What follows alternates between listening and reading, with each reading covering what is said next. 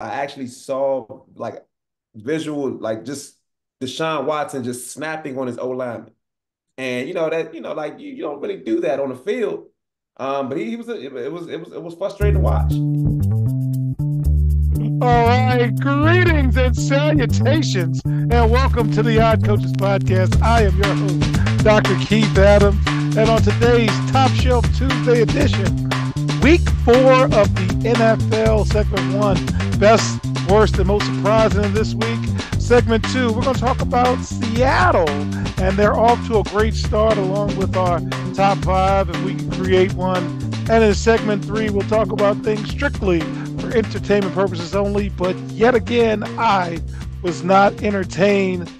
So, with us today, we got a high-level cavalcade of stars. We're going to start with Brian Beaubien, our academic and athletic consultant and unofficial benefactor of the Odd Coaches Podcast. Brian, I kind of think I know where you're going, but what was the best thing you saw today, sir? Commanders may actually be okay. I don't know. Jaden Daniels looks like he's an actual quarterback, which is something that we haven't seen around here in a while. So pleased. Fingers crossed. Stop scrambling. Will Cotton, Captain for Life. What was the best thing you saw today? Oh, I'm gonna go a different way. I'm gonna go with Jamar Chase having another touchdown, another big day, and they're gonna have to pay that man. And I like what he said. He was like, "I'm done with the talking. I'm just gonna show y'all what's going on, and now you got to pay me. That's gonna be huge." So I love what he doing right now. So that's the best thing today. All right. Our favorite everyman, Mike Connors, back and better than ever. What's the best thing you saw, sir?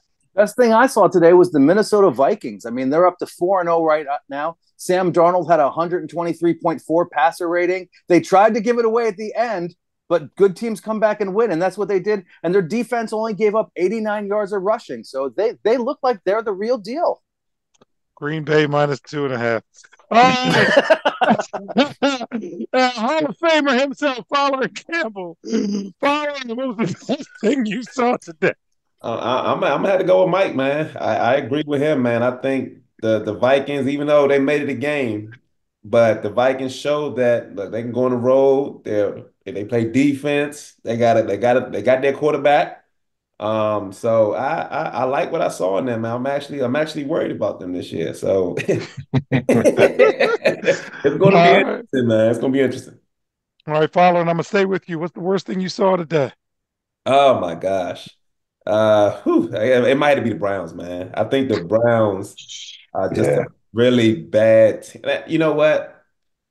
I saw Deshaun make some plays, but I saw him make it's just you got Cooper, dropping passes. The O line is not blocking. I actually saw like visual, like just Deshaun Watson just snapping on his O lineman.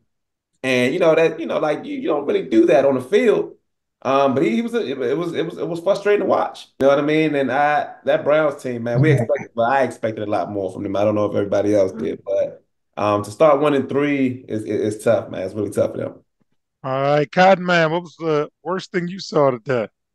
Oh man, the Jets losing to the Broncos Yeah, at money line home, pick on a foreplay. I'm sorry. Go all ahead. the way, all the way coming west to New York to Jersey, and they lose to a guy who had 60 yards passing yards. So, I mean, how do you lose? That's one of those gimmies. That's one of those.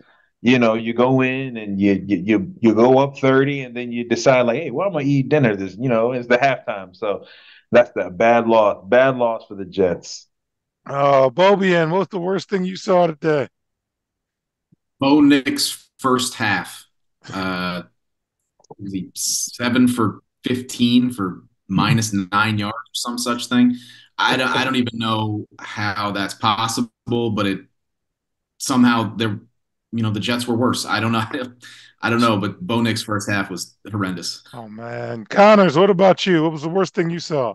Well, I didn't take my own advice from last week. I did not go out to dinner Thursday night with the wife, and I watched the Giants and Daniel Jones, who are becoming the definition of insanity. It's the same thing every week. They've lost two games that they could have won, but that's what bad teams do. They lose games. He threw balls that were complete, that were totally off the mark. He's hitting back shoulder throws on the front shoulder. He's throwing at guys' feet. The rushing game against the Dallas defense that had given up 1,000,000 yards, they had 26 yards on 24 attempts. The Giants have officially become the most embarrassing team in the NFL besides the Carolina Panthers. Okay. Well, with that being said, Will Cotton, what's the worst thing what's the most surprising thing you saw this weekend? I continue to be surprised that George continues and thinks that the Chargers have turned a corner. So I have to tell this man again, I don't know what his standard of turning the corner is, but as soon as he said that, they went 0-2. So it's the corner curse on the Chargers. And I'm surprised that he said that. I'm still surprised he said that nonsense of, oh, the Chargers are turning the corner. I'm like, dude, they beat the Raiders, week 1. And then they beat who they beat the second time? They beat they were missing somebody huge. And then they lose back in a row. So I'm like, man, they're not So yeah, I'm surprised that Ak is on that bandwagon. I hope you see this too. Feel better, Ak. All right, Bobian, what's the most surprising thing you saw this weekend? Colts over the Steelers and Joe Flacco coming in for Anthony Richardson and not managing to block at the end of the game. All Joe Steelers Flacco minus 1.5. Sorry, I apologize for wounding you there, but yeah, he just keeps coming in and winning games for Midwestern teams. So, out of all the quarterbacks to sub in, the quarterback with the most familiarity with the Steelers comes in and wins. All right, Fowler, what's the most surprising thing you saw this weekend? I mean, it got to be the Commanders at 3-1. They are at the top of that division. They beat the hell out of this team to this week. I mean, they are rocking and rolling. Jaden Daniels is playing well. They're blocking. The O-line is stout. They're blocking for their running back. I mean, their defense, and again, you know how on defense, like if you see your offense is scoring points, now you get riled, and the defense has already been good. So now they're putting up points. Yeah, this team is shocking me, and I think they can really do some damage in that division. Okay. Connors, close us out. What's the most surprising thing you saw this weekend? I got to go with Tampa Bay and Baker Mayfield. Baker Mayfield threw for 334 yards, 2 TDs, no picks, and they had 111 yards rushing. If you had said at the beginning of the year that Tampa would be off to a 3-1 start, I wouldn't have believed you. And I can't give any credit to any team in the NFC East right now. So I can't go Commanders, sorry. So I'm going to go with Baker and Tampa Bay as the most surprising of this week. I'm going to add a surprising. I'm surprising people didn't know how petty Tom Brady was because he's ripping Baker on the air. And I'm like, dog, what are we doing? But anyway, when we get back on the Odd Coaches podcast in segment 2, we will have some semblance of a top 5, and we'll also take a deep dive into the coaching philosophy of the streaking Seattle Seahawks. We'll be right back on the Odd Coaches podcast. This is Dr. Keith Adams, president of the CKA Save Project and author of Finding the Balance, My Personal Journey to Academic and Athletic Success. This book is your key to unlocking the secrets of being a successful student athlete. Drawing from my 30-year career as a teacher and coach, this instructional guide offers a unique perspective on achieving success in both academics and athletics. With over 15 personal stories and insightful antidotes, Finding the Balance is a must-read for student athletes, parents, coaches, teachers, and administrators. Visit www.ckasaveproject.org to get your copy and start finding the balance today. Welcome back to the Odd Coaches podcast in segment 2. Let's get some semblance of a top 5 before we talk about Seattle's great start. God, man, what's the top 5, sir? Now I got Chiefs, Vikings, Bills, Seahawks, and with top 5 rushing TDs and top 10 in rushing yards, Commanders are rounding out the top 5 right now. They're looking really good. All right, Connors, anything to rebuff? The only thing that I have that's different, I'm saying with the top 4, at 5 I got Tampa Bay, and if the Ravens had played, I might have them in there. Or excuse me, if Detroit, I have maybe looking to come into that top 5. I know they started slow, but I still believe in their coach. So that's who I got for the top 5. All right, and that's a running joke on the show. They like this guy. All right, so Seattle, they're off to a great start, and as somebody who likes just evaluating the coaching aspect, Odd Coaches Podcast wanted to take a deeper dive. So, setting the tone when Mike McDonald was hired, he brought in his Baltimore Ravens tough conditioning test with him. So here was the test.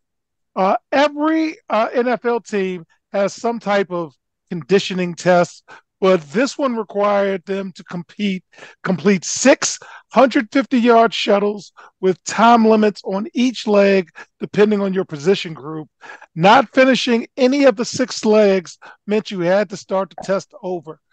So, of course, not everybody made it, and that set the tone of saying we're going to be in shape.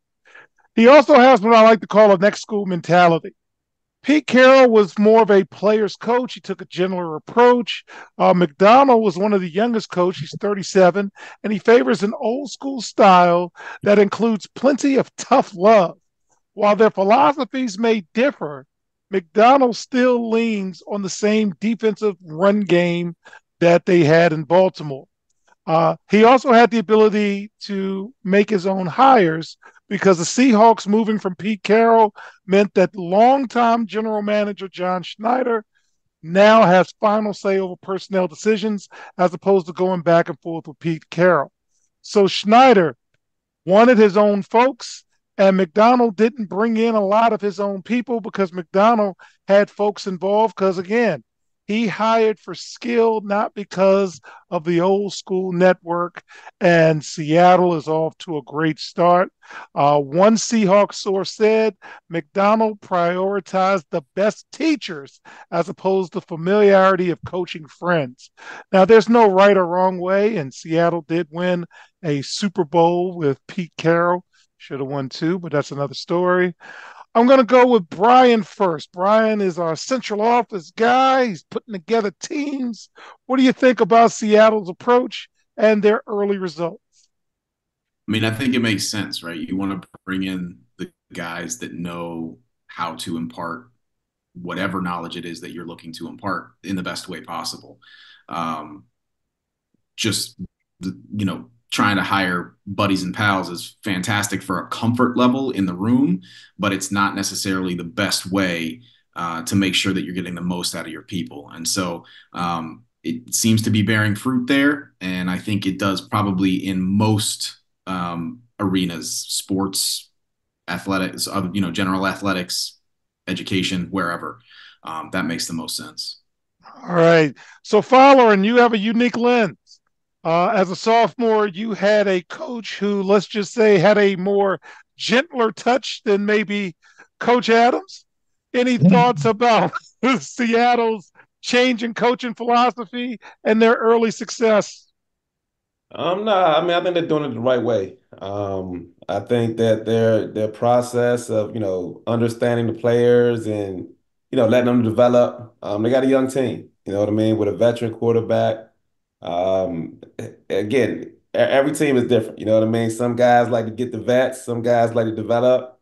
I think again, they're doing it the right way and they're looking at the long run. You know what I mean? Like they can be, one of the top teams. I mean, they're playing well right now. But if you look at it in the long run, it's like, all right, let them develop, have a season or 2 under their belts. And now we're talking about, them making, playoff runs and, Super Bowl runs, you know what I mean? But again, it's just about the development and how they develop these young guys. And they're doing it the right way. All right, Will Cotton, it's well documented that I didn't make the best first impression with you, sir, when I came into being your coach. Any thoughts on that changeover and how Seattle is coping with a different philosophy? Oh yeah, there was a lot of like clash and headbanging things like that. But the best thing to cure all that is winning, And for and for us, I mean, we didn't really really know what we were, building to. We had a lot of drills that we're working on and these plays that we're running on and different, presses and things like that and all this nuances, things like that. And we're just like, man, like, and then we wouldn't run. So it was a different philosophy that went out.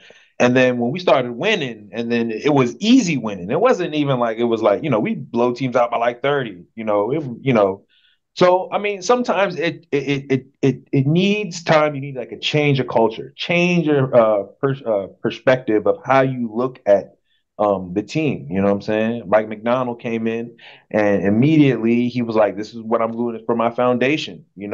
I think he also has a great team in terms of youth because I was looking at the stats and the Seahawks are about 18th ranked youngest age team, which puts them like right in the middle. Which is you have a lot of good young guys, and then you have a good mix of veterans. So his communication and his voice is received a lot too. So it's kind of like it just has to keep going. And the crazy thing is, like he's younger than me. So so I know that's amazing in itself too to for even think that this guy is commanding this team. Currently, they're undefeated. But he's a man of process. He's a man of plan. He's a man of guidelines and things like that. So he'd be successful. And Seattle's always have provided Pete Carroll with a great roster, whether it's drafting and scouting things like that. So we can keep that going. Sky's the limit for him. All right, and Mike Connors. While we were working together, let's just say you've had a number of different leaders. We'll just say that politely. So you've seen a lot of different leadership styles. What are you thinking about with Seattle? Well, it's not uncommon for organizations to go from one extreme to the other. I mean, Carroll was a very huggy, feely guy with his players, and they loved him for it. But if the GM Schneider wanted to make more of a mark himself and exude his personality, that's why I think he brought in a guy who's a little bit tougher, a little more hard regime. And also, I'm wondering if he brought in a 37-year-old, so it'd be a little bit of a yes man for him when he's hiring people. And when it comes to hiring the coaching staff, this guy is young. He's only been with the Harbaugh brothers for 10 years of his career. I mean, he didn't play in college. While he was at Georgia, he was a high school coach. He was not on the team. So he didn't even have that experience of traveling and meeting other college coaches to try to bring them up to the next level. So this kid did have a limited pool to choose from. So I'm not surprised that he had to go outside of his quote unquote coaching tree to find hires. And you can window dress it however you want. Oh, we're getting the best teachers. This guy didn't have a lot of contacts. So maybe that's their way of saying, oh, that's why we're bringing in such and such from here, because he's a great teacher. It's not, well, we needed a defensive backs coach, and this is the guy who answered our phone call. So, but he's doing a great job so far. I mean, they're doing well, and they do always have a very solid roster. So he does have tools to work with. So we'll see how he goes. All right. So with that, fans, in segment 3, we will talk about things strictly for entertainment purposes only. And again, for like the 4th week in a row, I'm just not being entertained by the NFL. We'll be right back on the iCoaches Podcast. This is Dr. Keith Adams, president of the CKA Safe Project, with a question for you. Are you passionate about supporting student athletes? If so, then become an official member of the CKA Safe Project and make a difference today. With your membership, you'll be able to help us provide essential academic and athletic support to underserved communities nationwide. Join us in empowering student athletes to achieve their full potential, both on and off the field. Together, we can build a brighter future through education and sports.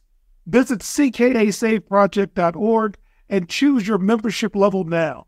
$25 is a bronze level membership, $50 is a silver level membership, and $100 is a gold level membership. Be a part of the change. Become a member of the CKA Safe Project today. Welcome back to the iCoaches Podcast. In segment 3, we'll talk about things strictly for entertainment purposes only. All right, season-long bets. I got Baltimore over 10.5. They play late, so we won't know until next week, but they only got 1 win, and they got to do better. Pittsburgh finally lost, but they're over 8.5. What was I thinking about, Will, with Jacksonville over 8.5? Trevor Lawrence is hot garbage right now. I got Tennessee under 6.5. That's working for me. I got Miami under 9.5. That's working out for me. Got Buffalo over 10.5. Go Bills, beat Ravens. Okay, I got Denver under 5.5, and they got 2 wins. Akil will not be on the show anytime soon. Okay, Vegas under 6.5. Hopefully they'll keep being underperformers. I like Detroit myself. I believe they're on Monday night this week. Green Bay took an L. Did they play Love too quickly? I don't know. Atlanta, they're really not doing too much, but at least they got the win today. I'm just going to skip that Carolina thing. I did believe in Washington early, so I've got them over 6.5. Bobien, I think we're going to be okay. I don't know why I still have Dallas over 2.5. I mean 9.5. It's probably my brother talking me into it. In the West, I took Rams over 8.5. That's not working out for me.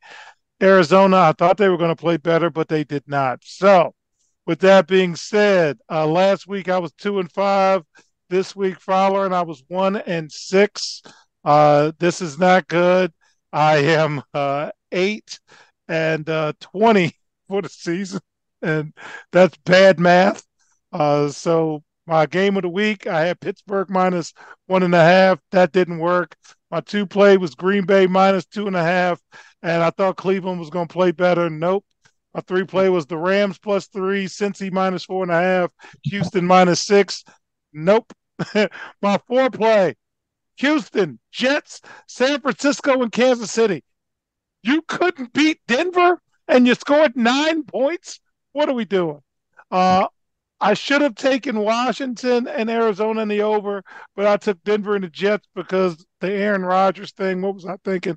And he had, like, they played Thursday, Will. So he had extra rest. Too tight. Good gracious. All right. Kansas City and the Chargers. I did win the under 39.5. And I had New Orleans for my upset. And they lost with a field goal at the end. Well, did you do anything strictly for entertainment purposes only? And yes, I got to start with this anytime touchdown thing when I start paying attention. I told everybody, anytime the Commanders are going against any sort of name, it doesn't have to be a superstar, but any sort of name wide receiver, he's going to score anytime touchdown. It's guaranteed. It's a lock, guarantee you. But who else did I? I did win that one. I won Commanders. I won the Commanders spread. And I won the over. Um, who else messed me up? The Chiefs. I thought the Chiefs and the Chargers were gonna score some points, and they did not. I know Rashid Rice got injured, so that kind of messed up the game plan. So they got very conservative. That messed me up. And then I thought at least Green Bay would have showed up a little bit more. I thought they were, they had the running going on. They got the quarterback going back. They were They could actually home. Play at better at home. They were home. controlling, and they got blitzed off jump. And Darnold, aka the new John Elway, obviously, just was carving them up. But they came back. But we'll figure it out, man. We're gonna catch one. Oh, Everyone, we don't have a yeah, we're gonna choice. get one. We're gonna We get got one. we got a show to do. Connors, did you do anything strictly for entertainment purposes only this weekend? No, thank God. Bobian, in between card shows, did we do anything strictly for entertainment purposes only? No, but I think you need to start fading your own season-long picks and just your weekly picks need to fade those things, man, because it's not looking good for you. Well, the math is not mathing. The math is not mathing. Following, were we entertained this week? We were not entertained, man. We didn't do anything, man. We just sat there and watched some good football. Okay. All right. So next week's games of interest: Tampa Bay versus Atlanta's on Thursday. Jets versus Vikings. I'm scared for that one already. Carolina against Chicago, which should have been number one picks going at it. Not anymore. Baltimore against Cincy. Cleveland against Washington. And yes, Bobian will be in the house. Buffalo is playing Houston. Vegas against Denver, so somebody's going to lose. Arizona against San Francisco. Dallas against Pittsburgh. And Monday night, New Orleans against Kansas City. Bye weeks. We are now at bye weeks. So we got Detroit on a bye, Tennessee on a bye, Eagles on a bye, and Chargers on a bye. Following any game next week, catch your interest, sir. Two of them actually. I think Green Bay and we don't even know how this Los Angeles team is going to look coming back. But yeah, actually, you know what? Los Angeles, they're still hurt. I think the game to watch is going to be that Buffalo game, Buffalo and Houston. I think that's going to be a good one, especially we see how Buffalo does today. They travel to Houston. It's going to be a good one. I think that's going to be the game to watch. All right, Brian, anything of note catch your eye, sir? I mean, I'm interested in the other two NFC East games. Both the Giants and the Cowboys are playing what should be some stout competition, Mhm. and it'll be interesting to see what those guys are made of. All right, and enjoy yourself at Northwest. Is it Field or Stadium? I don't even know. Brian, real quick, you like the New York versus Seattle? You like that matchup? I don't like it. It's interesting to me because I would like to see if the Giants have hung with both the Commanders and the Cowboys, Okay, and so that's despite the Daniel Jones play that Mike talked about earlier. So I'm interested to see whether they are better than what we think, or whether the Cowboys and Commanders are just worse than what we think. gotcha. Okay. All right, Connors, anything of note for next week, sir? The Ravens Bengals game catches my eye because they might have 3 wins between the two of them going into that. They might have 2 wins depending on how tonight's goes. And I think we all thought that was going to be a much better game. So the loser of that could be dead in the water for the rest of the season. And again, Bills Texans, we'll see if the Texans are for real. I haven't seen a whole lot of them, so I'm interested to see how they do against Buffalo. All right, Codman, what about you, sir? Like Connors is looking now, I'm looking for Texans versus Bills. Texas been looking kind of shaky, but they've been the better team for the most part. So we'll see if they go to against a solid team with who's going on. The Ravens, Ravens Bengals is always a good game. AFC North, so it's always tough. Obviously it's going to be rocking over in, I guess, whatever FedEx is now. I forgot the name is now of the stadium, Northwest but it's gonna something. uh, Commander Park is going to be rocking on on Sunday, and the Beltway is going to be tied up. It's going to be fun. I hope they can come through and get a win. They got a Browns team that's pretty down, so I'm hoping that they can put them down the into the funnel and they start, diversifying their assets and liquidating their things. Um, and yeah, man, I mean, it should be okay. I mean, every year we say it's going to be like a bum team, but then it gets good. But I'm looking forward to really that Bills Texans joint. I'm looking forward to that one. All right, so on behalf of our cavalcade of stars, I got to do better next week. I am Dr. Keith Adams saying thank you for listening and or watching the Odd Coaches podcast, and we will see you on the sidelines. Till next time, take care.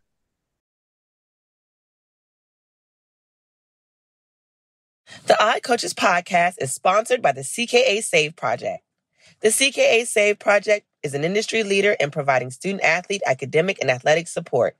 From assessing student-athletes' academic and athletic skills, to measuring and monitoring student-athlete academic progress, to improving student-athlete time management and organizational skills, the CKA Save Project provides wraparound services for student-athletes from middle school through college. For more information, visit us on the web at www.ckasaveproject.org or schedule a free consultation with Dr. Keith Adams by emailing cka@ckasaveproject.org. We hope you enjoyed today's show. The Odd Coaches podcast drops new episodes every Tuesday through Friday on most weeks. Make sure you subscribe to the Odd Coaches podcast on Apple Music, iHeartRadio, Podbean, Spotify, and YouTube. Follow the Odd Coaches podcast on Twitter and Instagram at Odd Coaches. Follow Dr. Adams on Twitter and Instagram at CKA Save Project. In addition, follow Coach Mike Francis on Twitter and Instagram at Coach Franchise, spelled Coach FRANCHIZE. For more information about the CKA Save Project, please visit them on the web at www.ckasaveproject.org. See you next time on the Odd Coaches Podcast.